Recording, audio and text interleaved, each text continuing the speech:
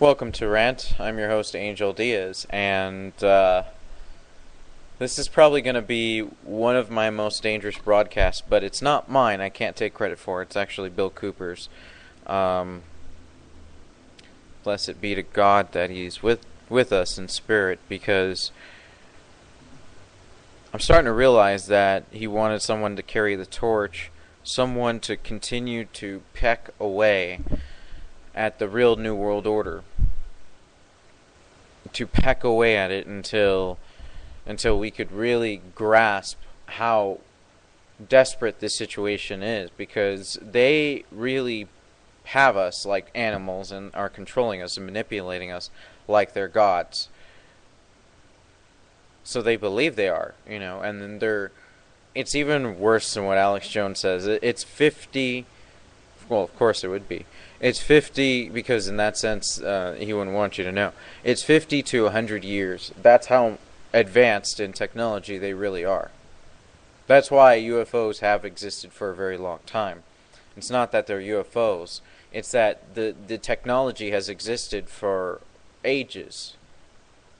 But it was never meant to help us get to other places or space or beyond. It was meant to indoctrinate us and to enslave us. Next thing, a space program could be as simple as a brainwashing program. Pretty sure that if you look at the set on the moon, when you see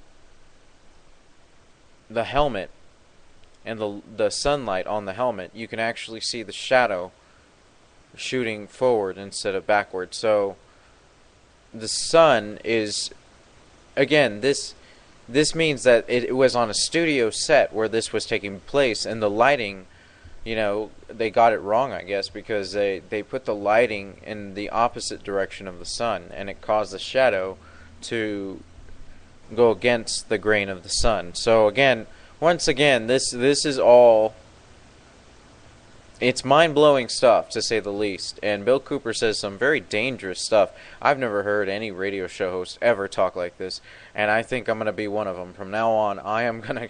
I really want to do this. So I'm committed to this fight, and it seems pretty cool to see there is a way out. There is a way to have a revolution, and we need a real voice for truth and hope. And all of us can be those voices.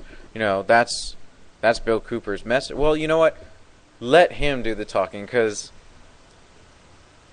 he has a really cool message, but this is probably one of his most dangerous broadcasts I've ever heard, and very shocking stuff. So just be prepared. If you're not ready to handle the truth, the deal. Take the blue pill, go to sleep, and when you wake up, you can just believe whatever you want to believe. For those of you who wish to stay and listen to this dangerous truth and are ready to peck away at the real New World Order, brace yourselves and be prepared to really take the red pill, as Bill Cooper dangerously states what isn't obvious. So let me go ahead and bring that up. Actually, you know what? I never get really good sound right here, so I'm going to try to move my speakers around so they shoot off like a theater onto the microphone. Yes, I know. It's very ghetto, my setup. It's not ghetto. It's just, well, yeah, it's kind of, but it's in the works, okay? I'm going to have a better radio setup in the near future here, cuz I really do want to do this, I guess this is why I've watched X-Files for so long. I mean, I've never actually had the balls to do this in the past, but now I do. And if I get killed, well, oh well. You know what? They can't kill us all, right? So let's stick together. Let's get this message out there, and let's all be Bill Coopers, for Pete's sake. Here it is. This is well, you'll see what I mean. It's an endearing, touching, but yet very dangerous. Hold on.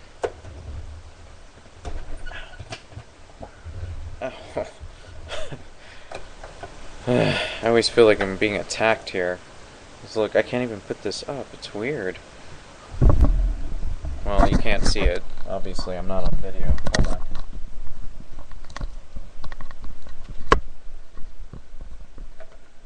Something weird's happening. Like my it's this setup. It falls down, but it's not like it's at an angle. Like I'm straight, but it acts like it defies the laws of physics. It basically rolls off my desk, and my desk isn't even at that angle. So it makes me think that something spiritually is happening every time I get on the air. It kind of freaks me out a little bit because I think it's actually attacks rather than good. Here we go.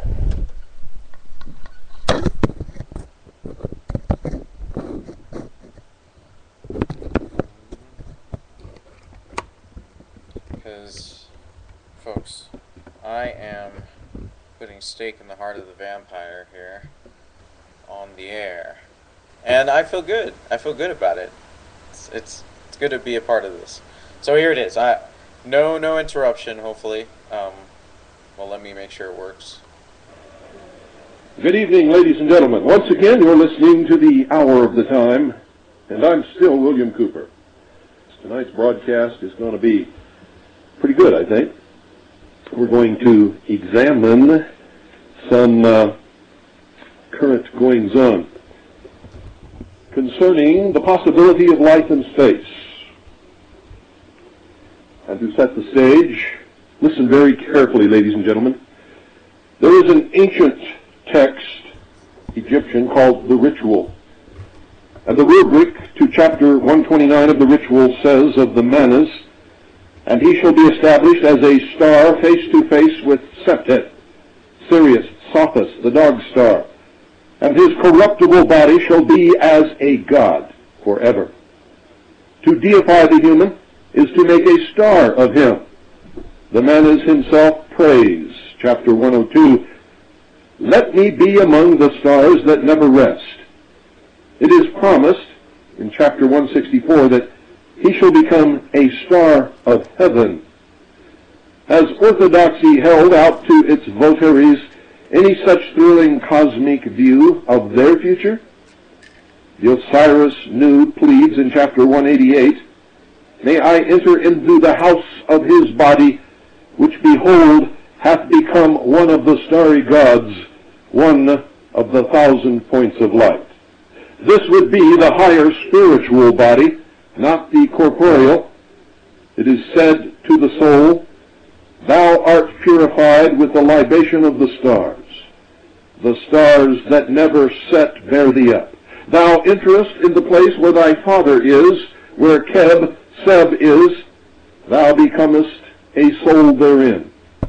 The soul, or Pepi, pleads, "Make thou this Pepi to be an imperishable star before thee." The acme of directness is attained in the next statement. Pepi is a star. To Tita, the soul, it is said, "Thou seizest the hands of the imperishable stars, for behold, thou art one of the gods." The imperishable stars follow and minister unto thee. Pepi is addressed, "Thou art the great star. Orion beareth thee on his shoulder. Thou traversest heaven with Orion. Thou sailest through the Tuat with Osiris." Again, Pepi takes his seat among you, O ye star gods of the Tuat. And finally, in grand simplicity, stands the categorical pronouncement, quote, "Thy soul is a living star at the head of his brethren," end quote. For the 6 elementary powers were his natural brothers, of whom he, like Joseph and like Jesus, was made the chief or head. From brethren, they were reduced to children when the God principle took charge and synthesized their functions. The fiery soul of intellect became king of the lower 6 elementary powers in man's makeup. The Christos came as the Prince of Peace to rise to kingship over nature's 6 divisions of force.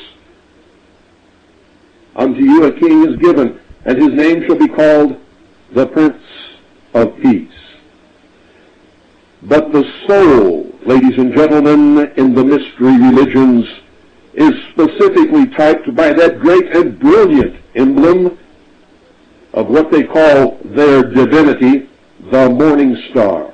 The Titan who came hurtling to earth, still clinging to his stolen possession, the spiritual fire, was Lucifer, the bright and morning star.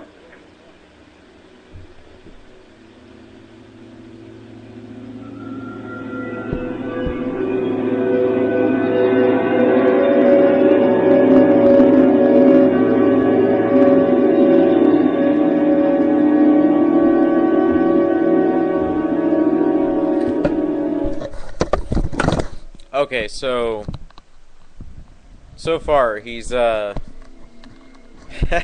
he's covering some pretty interesting stuff, and let me tell you, it just gets better. So let me go ahead and pull up the next clip where he discusses more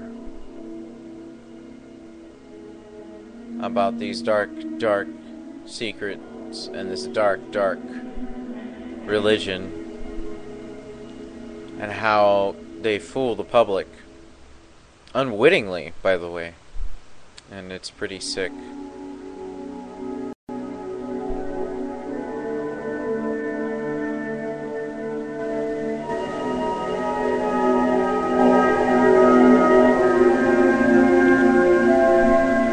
Question to the many hours that I've spent disclosing the hidden religion of the mystery schools, the great brotherhoods, that full body of adepts known as the Illuminati.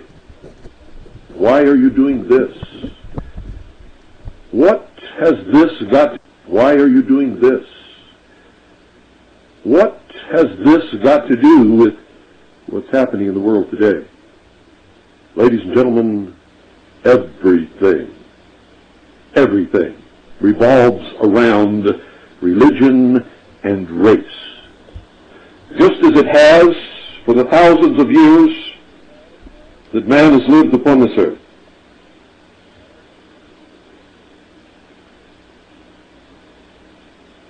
At one time, in the dim recesses of the ancient history of man, there was but one religion upon this earth, practiced by all men everywhere. It was the religion of the cosmos, the cosmology of the heavens. That is the heart and soul of the ancient pagan religions, which ultimately bore a philosophy which, combined with science, became the secret hidden religion of the ancient brotherhood. And it doesn't matter what you call it, Sabacius, Eusebius, Dionysius, Freemasonry, the Assassins, the Knights Templar, all of these orders practice, and still practice to this day, this hidden mystery religion. And it is the philosophy of this mystery religion that guides the agenda of the power that is directing world events today. Don't believe it if you don't want to, folks, but I have given you so many hours of documentation and sourcing that if you followed it out, it would take you probably years to duplicate my research and to arrive at exactly the same conclusion. But there are other means of linking this together so that you can see it in action, ladies and gentlemen. In action. Played out before your eyes in a drama, a stage play for the great numbers of people on this earth to keep their gaze fixed, to keep them hypnotized, to provide a great